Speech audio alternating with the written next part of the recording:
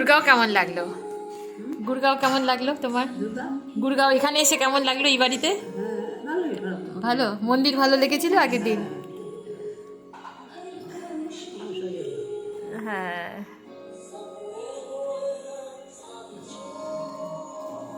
আজকে এখন গেলে আবার কবে আসবে তাহলে? এখন গেলে কবে আসবে এখানে?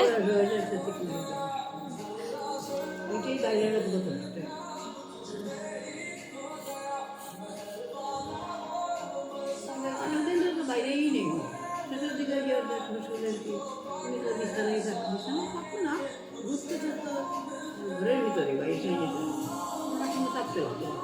যদিও রাত্রে করে যায় বয়স হলে তুই হয়তো আমি কতবার পড়ি যে বিছনা ফস করে পড়ে যায় পুজো সকালে ভাঙে টাঙে বসে যাই না একটা সাবধানে ওর বাবা আবার আমারও সাবধান করতো নিজেই কিন্তু পড়ে যেত। কত পরিশ্রম করতে ট্রান্সফার হয়েছে জায়গা বাকি নাই।